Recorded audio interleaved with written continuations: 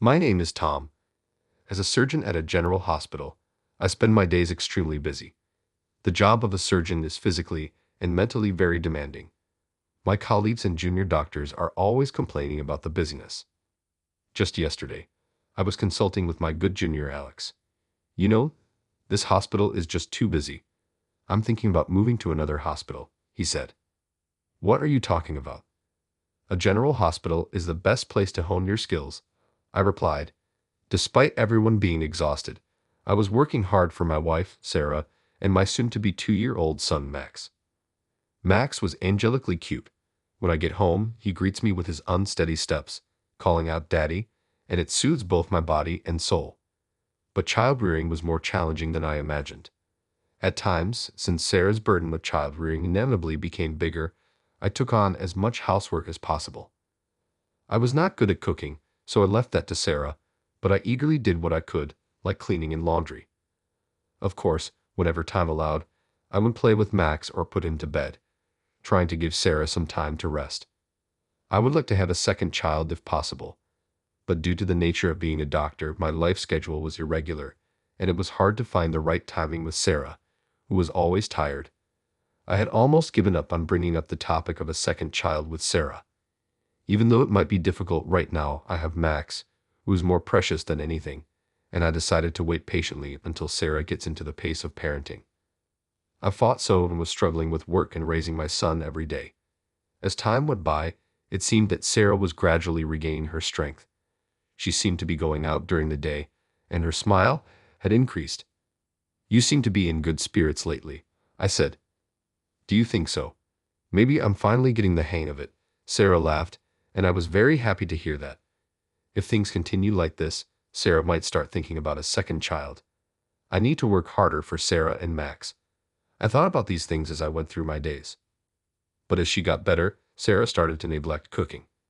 In the beginning, it was only occasional, but gradually it became more and more frequent to have takeaway or delivery. Sorry, I didn't have time today. Is takeaway hamburger okay? She said apologetically at first. Eventually, when I came home, she was asleep, and a store-bought hamburger was left alone in the dark room. I found out that Max was being left at daycare quite often.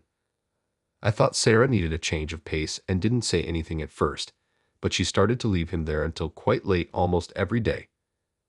I can't make it in time. Can you pick him up? She'd asked me more than once or twice. This must be going too far without outings. I was determined to have a serious talk with Sarah. One day, when I went to pick up Max from daycare as usual, a staff member approached me hesitantly and said, "Excuse me, can I have a moment?" "Yes," I replied. "It's about Max. Is he eating well at home?" "Excuse me, we think Max might have lost a bit of weight." Now, hearing that, I feel the same way. When we give out snacks here, he eats them so eagerly. It made us a little concerned. I see. Thank you for bringing up something so difficult. I'll check with my wife, I answered calmly, but I was filled with remorse towards Max. But more than that, intense anger was welling up inside me towards Sarah. Could it be that she hasn't been providing proper meals to Max? If that's the case, it's unforgivable, not just for me but for Max. I thought I'd give her a piece of my mind today. With that thought, I headed home. When I got home, Sarah wasn't back yet. There was instant food on the table, but I didn't touch it and ate a deli I bought on the way home. The deli is from a nearby place known for its delicious and nutritionally balanced meals. Max, is it good? Yum. Max was happily gobbling down the meat. Watching him made me feel guilty again. When I weighed Max during his bath, as expected, his weight had decreased. As I was dressing Max in his pajamas, trying desperately to hide my frustration, I heard a sound from the entrance. It was Sarah. "Welcome back." "I'm home. I need to talk to you about something now. I just want to sleep." I was irked by Sarah's selfishness. After all her fun, she plans to sleep without even checking on Max. Just right now. Perhaps sensing my anger, Sarah reluctantly followed me to the living room. The daycare staff mentioned today that Max might not be getting proper meals lately. My dinner has been nothing but instant foods too. Aren't you slacking off a bit too much? You're not giving Max properly nutritious food, are you? His weight has dropped. If there's a reason, just tell me straight. Sarah remained silent, looking down and tapping her toes, seemingly irritated. Her lack of remorse made me even angrier. I'm okay with having those meals, but you're Max's mother. What do you intend to do then? Sarah stood up abruptly and said, "Stop nagging. I'm doing my best. It's just that Max won't eat what I serve him." What? Enough already. I'm tired and going to sleep. Hey, wait a minute. Ignoring me, she disappeared into the bedroom. What on earth is going on with Sarah? I was left standing there, dumbfounded. Realizing that this couldn't continue, I started preparing meals for Max every day for his sake. Even when work kept me late, I made sure to prepare plenty of meals in advance so he could easily eat. However, even as I juggled work and household chores to the point of exhaustion, Sarah's attitude remained unchanged. Then, one day during my shift, an emergency surgery came up. I was waiting with my colleagues for the ambulance to arrive. The patient was a young woman who seemed to have been hit by a car while walking. When the ambulance arrived and the patient was brought out, I was at a loss for words. It was Sarah. Sarah. Tom, fortunately, Sarah was conscious. Seeing me, she seemed surprised too as she was carried on the stretcher. Sarah explained to me what had happened. I was coming back from dropping Max off at daycare and got hit by a car. Got it. We'll talk later. You don't need to speak now. Despite saying that, I couldn't help but feel a faint question arising in my mind. The accident site we just heard about was quite far from the daycare, wasn't it? Why was Sarah in such a place? But Sarah's treatment was a priority now. I shook my head vigorously, trying to dismiss the doubts. Sarah, you need surgery. The bleeding from your thigh is severe. Surgery? Yes. Can you take off your clothes? If it's too painful, we'll have to cut them off. Take off my clothes? No, no way. I know it might be embarrassing, but this is not the time for that. We can't proceed with the surgery like this. Then don't do it. Absolutely not. What's going on? If we don't do something, your life is in danger. I desperately tried to persuade Sarah, but she adamantly refused to take off her clothes. We couldn't get anywhere. We had to stop the bleeding somehow. I decided to have the anesthesiologist administer anesthesia and proceed with the surgery. Finally, once Sarah was unconscious, we began the preparations for the surgery. As we undressed her to change her into surgical attire, a nurse noticed a tattoo around her waist. Then she asked me, "Your wife has a tattoo?" No, I didn't know that. When did Sarah get a tattoo? Upon closer inspection, it appeared to be initials, but it wasn't my initials. As I was intently looking at the tattoo, I noticed one of the juniors retreating from the buzzing crowd. It was Alex, the one I had counseled before. What's going on? He looks pale as a ghost. Something was nagging at me, but this was not the time for that. I forced myself to look away from the tattoo and went back to preparing for the surgery. The surgery was successfully completed, and Sarah was hospitalized for a short while. Although I was relieved that the surgery was over, the thought of Sarah's tattoo haunted me, and a sense of unease clung to me. "Daddy," startled by Max's lonely voice, I snapped back to reality. I realized Max was looking at me with tears in his eyes. "Max, Mommy is okay, don't worry." Then, silently, Max clutched the hem of my shirt tightly. Right, Max has been feeling insecure all this time. I felt unbearable and hugged Max tightly. I must not let this continue. Holding Max in my arms, I resolved to clear up the doubts. I decided to hire a detective agency to investigate Sarah to clear the lump in my throat. Though I had my suspicions about Sarah, deep down, I hoped it was all a misunderstanding and nothing would come of it. But regrettably, the agency provided undeniable evidence of Sarah's infidelity within just a few days. As I thought, deep down, I knew I was just turning a blind eye to reality. And more shocking news was revealed. The cheating partner was one of my junior doctors. It was Alex, who had turned pale when the tattoo was found. It was all too clear upon reflection. The initials on her tattoo matched his. I thought he was a close junior, but he had been betraying me behind my back. I felt as if false strength was draining from my body and my own foolishness. But I couldn't just sit idly by. I have someone I need to protect. Max. I decided to get a divorce and started to organize my things. A few days later, Sarah came home from the hospital using crutches. What's this all about? Seeing the living room packed up as if we were about to move, Sarah let out a surprised gasp. She stood frozen at the entrance, seemingly not having expected this. But when she saw the divorce papers on the table, she murmured, "Ah, I see," and sat down quietly in a chair. "I know everything." I showed Sarah the report from the detective agency and said calmly, "So all the outings were for this reason. I can no longer trust you. Let's get a divorce. After all the betrayal, you can't possibly object, right?" Then, with a sigh mixed with a chuckle, Sarah said, "I won't say anything. Fine, let's get a divorce." Her casual tone irritated me. Despite being at fault, she had the nerve to act so defiant. I didn't want to talk anymore, but there was something I had to ask. Why? Why did you have an affair? Are you really in love with that guy? Yes, seriously. Actually, he was the one from the start. What do you mean? You really didn't notice? How Maeve? Saying that, Sarah smirked maliciously. I've been with him long before we got married. What? I felt as if I had been struck hard on the back of my head. But he was just a resident with no money. Money? I married you for financial stability and continued seeing him. So you've both been deceiving me this whole time. Well, you could say that. My bad. Sarah said it lightly, not seeming to feel guilty at all. This is just too much. A mix of anger and sorrow made my head spin. Without paying any attention to how I felt, she continued, "But now he's a full-fledged doctor. I'm going to divorce you and marry him. It's good that we got caught." I glared at her, holding back tears. "You, what a person you are."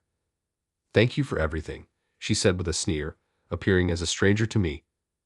I couldn't believe my entire marriage was a lie from the start. What a person. I didn't want to talk to her anymore.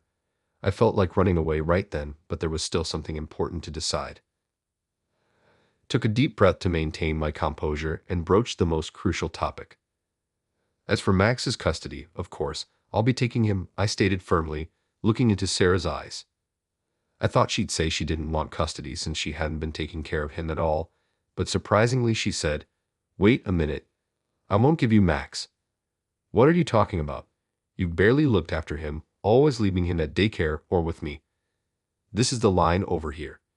You're always busy with work and you don't put your family first. You didn't praise Max." "I did." "What? What kind of logic is that? We're not getting anywhere. Does she not realize how much I've sacrificed for Max's upbringing, even losing sleep over it? After neglecting Max for so long, I can't believe she can say such things." She stubbornly continued to refuse, saying, "I won't give up Max." Seeing that we were getting nowhere, I decided to make a proposal to her. I wasn't too keen on it, but I had no choice. "Look, we're not going to resolve this between us. How about we let Max choose?" "Let Max choose?" "Yes. Shouldn't we respect his feelings?" "All right, fine." I was honestly very nervous about my own suggestion. Even though I had been the one taking care of him, I couldn't help but worry that he might still choose his mother in the end. Sarah's easy acceptance of my proposal suggested she was confident that Max would choose her.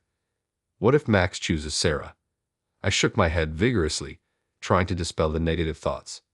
Then I brought Max from the other room where he had been watching TV. I kneeled down to be at eye level with Max and asked him, "Max, we need to talk about something difficult. Daddy and Mommy are going to live separately. Who do you want to live with?" I didn't expect my 2-year-old son to understand, but I looked into his eyes and asked him. As expected, Max seemed confused, looking back and forth between Sarah and me. He seemed unsure what to do and started waving his stuffed toy around. Maybe it's too harsh to make him choose. Just as I was about to give up and stand, he said, "Daddy," with tears in his eyes, and clung to my leg. "I want to be with Daddy. Don't leave me. I like Daddy." "Max." I hugged him tightly, feeling overwhelmed with joy. Sarah turned pale and stood up abruptly with a loud noise. "Max, why don't you want to come with Mommy?" She tried to coax Max with a soft voice, but he shook his head and said in a small voice, "I don't like Mommy. Mommy is always gone. Daddy plays with me. Daddy's food is yummy. I like Daddy. I don't like Mommy." Sarah was at a loss for words in response to Max's remarks. Max was earnestly expressing his feelings. "He's so small. Yet he sees everything clearly. Max's sincere words warmed my heart. It's okay. As long as I have Max, I'll be fine. So that settles it. I'll take custody. Fine, Sarah thought. Okay, I can just have another child with him. She tried to hide her frustration with a loud retort. I thought, serves you right, but that no longer mattered. Max and I are going to live our life together. Afterward, the divorce between Sarah and me was finalized without issue. The news of our divorce quickly spread among my colleagues, along with the reason being Sarah's affair and that the other man was Alex. Faced with everyone's disdain and being ostracized, Alex came to apologize to me later. Tom, I'm truly sorry. I know an apology doesn't fix what I did, but I truly regret the terrible thing I've done. I see Sarah and I have broken up. I'm leaving this hospital and will start over at a hospital in the countryside that I had been considering. All right, but I can't accept your apology, Tom. Of course, Sarah is to blame too. But you knew she was my wife and that we had a young child, and yet you continued your affair with her. I can never forgive you for that. I understand. I'm grateful for everything up to now. Not long after Alex moved to a regional hospital, I sometimes wondered how Sarah was doing now that her plans to marry him had fallen through. But it was none of my concern anymore. Then one day, something shocking happened. Sarah, abandoned by Alex, stormed into the hospital. Sarah. I saw her after such a long time. She looked disheveled, her hair a mess, and she appeared quite shabby. Sarah, what are you doing here? Where is he? Where is he? Sarah asked me in a frail voice. Up close, her skin was rough, and she looked extremely tired. Him? Oh, you mean him. Just go call him right now. Sarah screamed like a banshee, her hair flying wildly. The other doctors and patients looked on from a distance, pitying her, but I didn't feel sorry for her at all. You don't know? He left this hospital, moved to the countryside. What? What do you mean? Poor you, got dumped. Oh, seems like you don't even know where he went. Tough break. What? You know where he is? Tell me. Yes, I know, but do you think I'd tell you? Sarah glared at me, but I continued with a smile. Oh, and I've already spoken to your parents about the situation. They both cried and apologized to me. What? You talked to them? Of course. I had to explain the circumstances of the divorce. How could you? They were pretty angry with you, you know. Even if you begged them for help because you can't pay the child support, they probably wouldn't. As I said that, Sarah collapsed on the spot as if all strength had left her. She was crying, but naturally, I felt no inclination to reach out to her. Well, work hard on your own and make sure to pay all the child support. I won't let you escape until you've paid up every penny. Be prepared for that. With that, I left her behind. The responsibility I bear has grown heavier since the divorce, but thinking of Max gives me strength from deep within. Lately, my cooking has improved, and seeing Max eat happily fills me with joy. The happiest moment is when Max sees me, runs over with a big smile, and calls out, Daddy. All my fatigue vanishes in an instant. Even without a mother, I'll never let Max feel lonely. I'll devote everything to ensuring Max's happiness. Carrying the sleeping Max on the way back from daycare,